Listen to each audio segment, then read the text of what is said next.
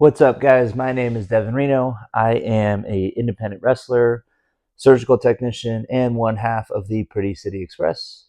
And today is going to be the third episode of this my journey series that I'm doing as I get caught up on where I'm at in my wrestling journey so far. Um, so last time we left off with basically my debut, um, and what that meant to me and how wrestling has helped me through some dark times in my life. And next, I kind of want to talk about everything that I not went through. That feels like a negative, but everything I experienced. There we go. In that first year of wrestling and in the business, as you can say. Um, so after that first match, I, dug myself out of that hole. And I've been lucky in the sense that because my trainers had great reputations and everyone who was associated with my trainers had great reputations, I got booked pretty quickly and frequently, at least twice a month, which for your first couple months isn't bad. My first year, I had about 50 matches, which is pretty good. Um, and it was just about putting myself in situations that made me uncomfortable. So any almost any booking I was offered, I took. I wrestled on Lucha shows, which if you have never been to a true Lucha show, um, it's not American style lucha. It's more pageantry and acrobatics and more of a show rather than like simulated combat. So I didn't know that my first show, and we were the opener. And so we had a very traditional style tag match. And then I sat and I watched the rest of the show because I was like, okay, if I'm going to be on these lucha shows, I need to kind of figure out what the crowd likes and what they look for and what the people on the upper end of the card are doing that gets reactions. And nothing made sense to me. And not in like a bad way, because I people have an idea of what wrestling should be in their head, right? And it's a weakness that I've noticed around at least with the people that I help train. They have an idea of what wrestling should be in their head, what's considered the right way. Um, there's no right way. It's as much as it is. First of all, there's no right way in sports. There's no right way in art, and there's no right way in business. I feel like as long as nobody's hurting anyone, right? So when I saw that and nothing made sense to me, yet the crowd was reacting very loudly and into it, I was just kind of like, whoa, I don't know what this is. And the knee jerk reaction is to be like, well, this is dumb because I don't get it. No, it's actually flipped. I'm the dumb one because I don't get it. So I remember sitting there and I was like, okay, I have no idea what this world is and what uh, the crowd's looking for. And I speak like very little Spanish. So communicating with the luchas was like easy in terms of putting together a match, but I couldn't quite pick their brain about psychology or just how they put matches together. So I had to do a lot of my learning observationally. And so I actually, the next match I had on a lucha show, I just told the guys it was a 3-on-3 traditional lucha match. And I just told them, let me know what you need from me. I just want to experience what it's like to just go full lucha and hear your guys' ideas. And there was one guy who could translate everything for me. And otherwise, I just listened, and wrestling's a universal language, right? Body wise. So I just did everything I needed to make it through the match safe. And from an American style, in the way that my wrestling brain was trained, nothing necessarily made sense.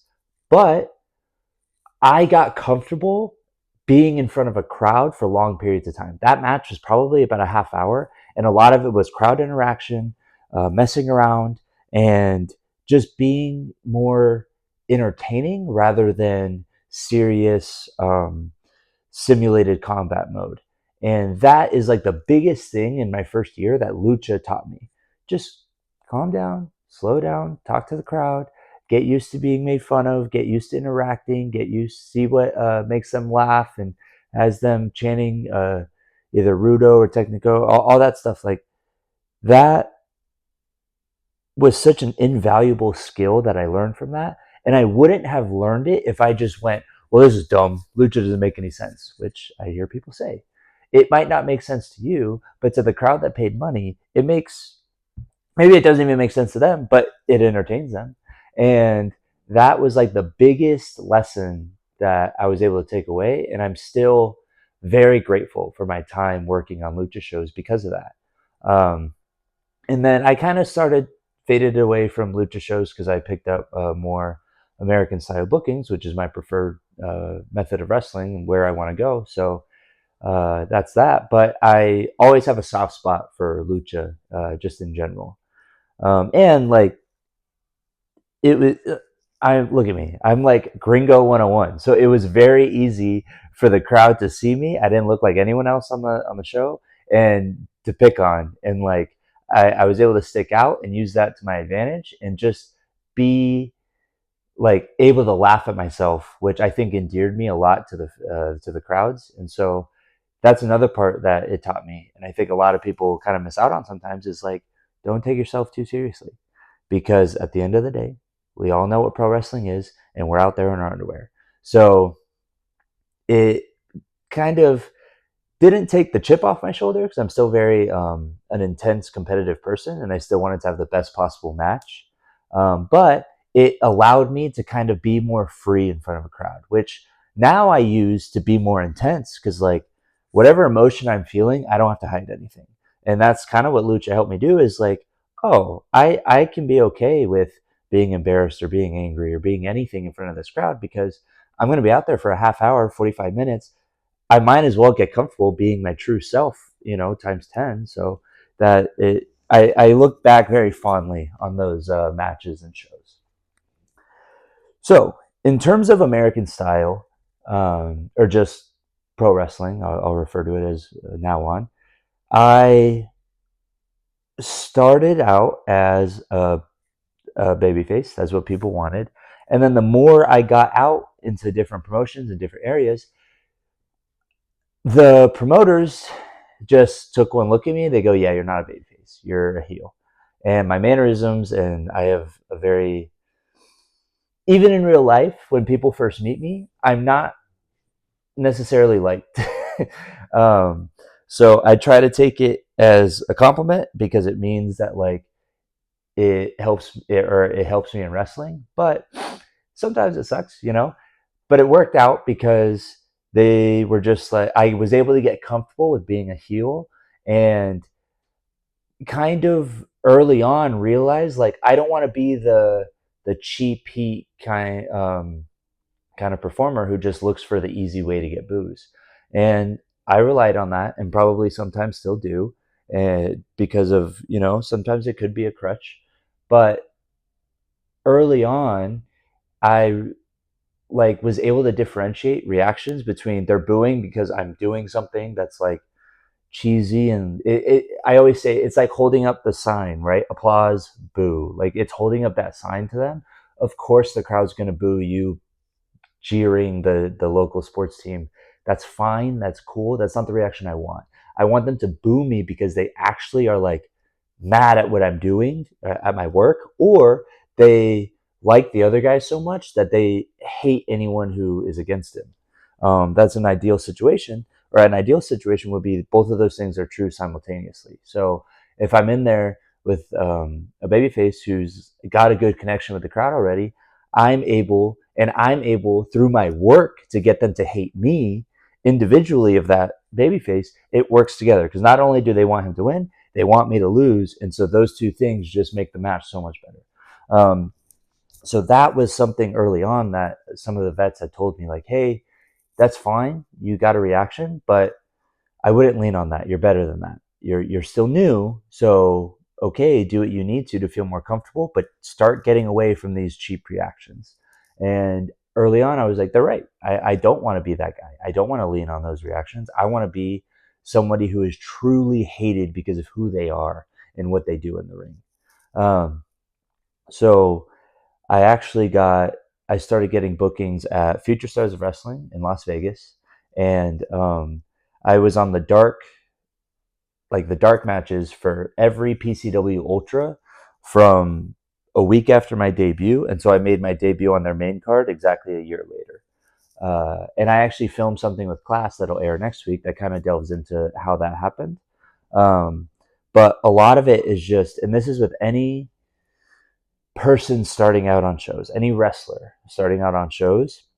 I showed up. I didn't just try to, get my stuff in. I asked the promoter, what are you looking for from this match? How much time do we have? And I didn't worry about, you know, doing selfishly getting like the moves I wanted in. I worried about getting the story that I was told needed to get across while also maximizing the reaction from the crowd. So those two things are priority for me.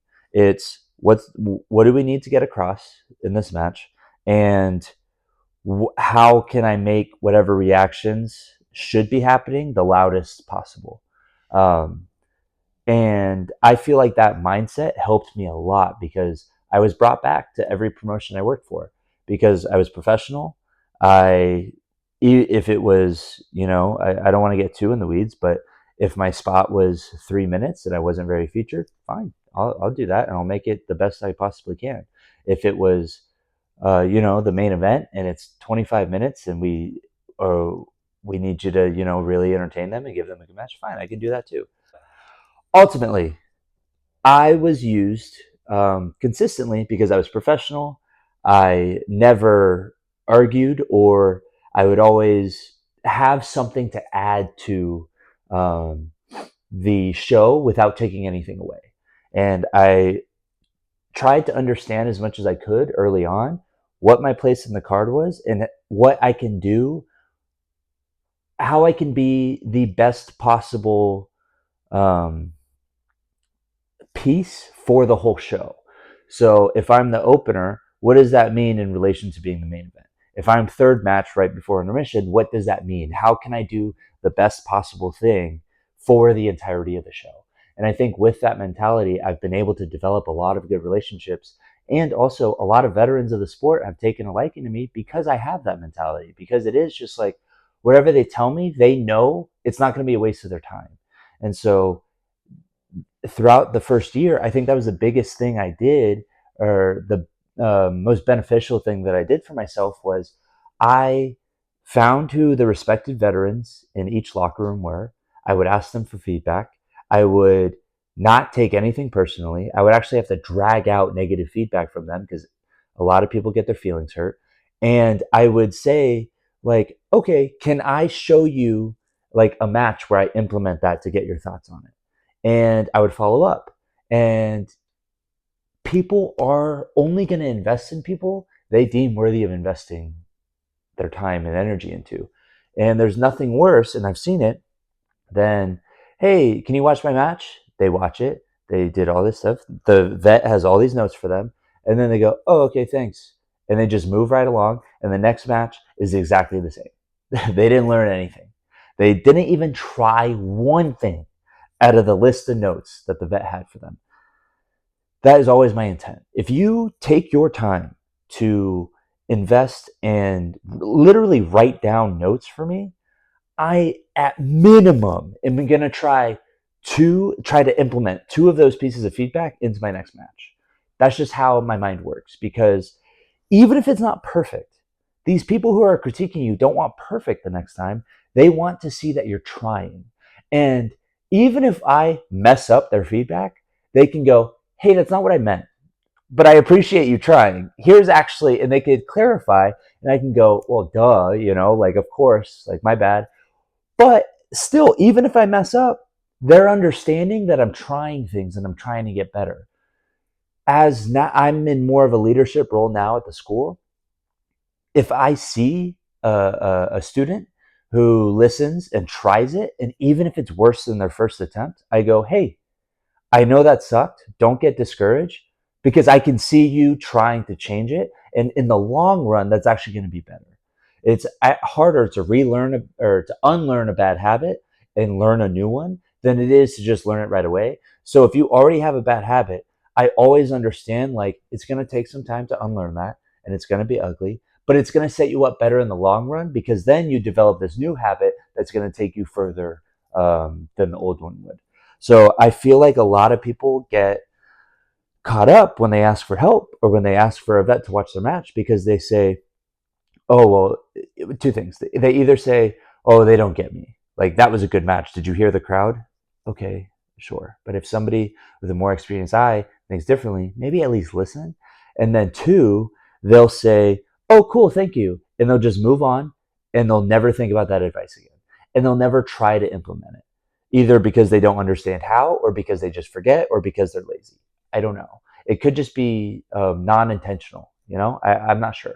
But I always make it a point to be very intentional with asking for feedback, and very intentional with implementing that feedback in the future. Um, so, and that goes along with coachability. Anyone I've ever talked to who has made it to the high level, coachability is the number one variable or characteristic that they preach. They preach you need to be coachable. So why would I not try my hardest to be as coachable as possible now, so that when I get there and coachable is the expectation, I'm coachable as fuck. Sorry for cussing, but like that's what I want to be. Um, I don't want to be a waste of time for anyone. I want to be a very worthy investment. So, in doing all of these things, I noticed the quality of match got higher and my connection with the crowd grew stronger, which is awesome. But as my work quality went up and my crowd connection went up, my ego remained the same. And that's super important, because a lot of people, and I'm one of them, I got very, very good opportunities very, very early in my career. A lot of people get that and they think, oh, I'm good now. Like, look at this, look at what I'm doing. As opposed to, this is great, what else can I do? This is great, what can I do better? And I found it. I've been there where I have everybody in the back telling me I'm doing good. I have my trainer saying, "Hey, good job." And then, one trainer goes, "I actually think that sucked, and here's why." Or that one part of the match wasn't good. Here's why. And it's always like, okay, you're right. If that's your opinion, I need to hear it, and I can't take it personally. I need to realize from this person's perspective, I'm not um, not even as good as I think I am, because I don't ever like call myself that, but I'm in need of improvement. And so I will always listen, and even if I can realize like, oh, how they view wrestling is different than how I view it, I'm never going to disqualify their feedback, because I need every perspective I can. I just then go, okay, from a more realistic perspective, and that's their lens of wrestling, they're 100% right, and I need to be mindful of that. But I view wrestling as a very emotional, like, storytelling thing. So there are times where I might sacrifice realism for a better reaction, and I'm okay, because that's how I believe wrestling should be told. I'm okay with going, okay, I know from a realistic standpoint this is going to fall short, but the benefit or the pros outweigh it, because it's worth that much more to the match. Or I check my ego and I go, no, that's a little too unrealistic, a little too like out there. I need to kind of check my mindset. You need all these different perspectives, and even if you don't agree with how someone views wrestling, their perspective is so helpful with becoming a more well-rounded performer, wrestler, athlete, and competitor. And so I will never, ever, ever like discount feedback. And even from people who are just fans, they have an eye for it that I don't have anymore. It's so easy to get caught in the weeds that when a fan comes up and they give their perspective on my match, it's so easy for a lot of wrestlers to go, well, you don't take bumps. What do you know? Sure, but they paid money to see it, and the people taking bumps aren't paying money to see you wrestle. So you can't disqualify their feedback. You have to listen to it and just go, okay, I need that. I need that lens, so that I can then take my lens out and put theirs in and go, This is how they're viewing it. How can I not cater, but how can I curate my match to that? Um, but yeah, so I think overall, those lessons in my first year really helped me understand, like, okay, this is, and I still don't fully understand the craft of wrestling. I've only been wrestling 3 years, but this is like the groundwork that I need to start laying. So that way, in 5, 10, 15 years, I am a well rounded as can possibly be. And I am an asset to whatever company decides I'm worthy of their money, time, and energy. So, with that, one of the things that happened my first year of wrestling at my home promotion is I was put in a tag team with Flyboy Freddy, who is now known as Freddy Cordova. Amazing worker, amazing in the ring. He's finding himself as a character now, which is awesome. And I want nothing but the best for him. Well, we were put as a tag team, as just the two kids, you know. And I remember asking Dom, our trainer and the promoter, hey, is this something we're going with? Like, are me and Freddie going to be a tag now? And he was like, no, I don't think so, just for the show. I go, okay. And then the next show, we got paired as a tag team again. And I went, hey, are you sure we're not going to be a team? He's like, maybe we're playing with it, but you'll still do singles things. I go, okay. And so I remember sitting down with Freddie and I'm like, hey, it looks like we're going to be a team. What if like we need to start teaming together and just go all in? Find gear that's a little similar, um, develop like not just moves together, but ways of working together and how we can start viewing matches from like how like strategically what would our dynamic and our team how would they approach a match. And so that is something that I really fell in love with my first year of wrestling was tag wrestling because my first tag match, we sat down and we watched it with Max, who's one of our trainers, and the way he broke down wrestling and the way that he broke down tag wrestling to me was like, whoa, like wrestling level 400 course. It was a light bulb moment where I go, oh, this is an entirely different world. I need to just jump right in because I can't just go, oh, okay, well, it's a tag match. No, I go, I get to be in a tag match that's super special. It's a story that no other match on the card is going to have. And how can I maximize that spot on the card as much as possible?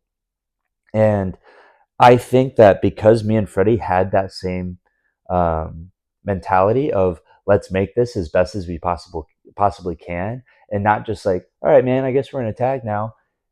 We developed such a strong connection with our home crowd. We were one of the. This is going to sound arrogant, but I've heard it from a lot of people. We had some of the best babyface reactions on the card consistently, and we were people that we were a team that people wanted to see every single month. We had loud reactions. We would have lines at the merch table. We would spend a lot of time talking with fans. It was great, and it was all homegrown. And I think a lot of it was the fans saw us when we first started. They saw us and get better and better, and they go, you know what, we like these guys.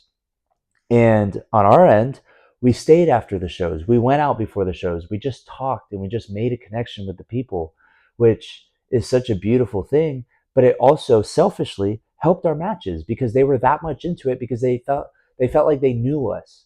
And that connection is so sacred. Like you can't take that for granted. And so I think they could feel that we didn't take it for granted, and that's why they got so invested in us. That being said, I always told myself I didn't want to be a tag wrestler. I wanted to be a singles guy. And then the more I started learning about tag wrestling and the more I started being in tag matches, I was like, oh, this is actually really cool. This is such a unique challenge because there's 4 people, there's 1 referee, so 5 really, and all of you are pushing forward this one story. And when it clicks, it just clicks, and it's so good. However, it's very easy to fall off the rails, which is why I think I like it so much because it's like walking a tightrope where you're like, whoa, they're walking a tightrope and juggling. Like there's so much going on, yet when you get it right, the reactions are insane. So that just passion, which I hate that word, but that passion for tag wrestling really like ignited there. And it only set the groundwork for how I would be when I started teaming with class. And we talked a lot about this in the episode that we filmed together, or I guess the two, which will, I mean, they'll air, in the next coming weeks, but, or air, who am I? I'll upload them in the next couple weeks. But without that first year of wrestling, of finding the vets that I could trust would give me good feedback and actually listening and implementing them, without being put in a tag team and fully investing in it and saying, okay, this is where the promoter sees me. I'm going to give it my all, and I'm going to talk with my tag partner, Freddy, and make sure he's on the same page. So that way we can give 100% effort into this, and seeing how that effort and that commitment was rewarded with a stronger connection made me realize, oh, the more you put into this, the more, both on getting feedback and connecting with the crowds, the more you're rewarded. And so those two core, I guess, foundations, two core principles, built the foundation for, I think, the rest of my, like, and I've barely even started, but my career, I think that first year and those two principles built a really strong foundation for me to go off of the rest of my time in wrestling, which, I'm super grateful for. So I hope you enjoyed this. I know it was a little bit quicker, but this like era of my journey so far seemed like it went pretty quick.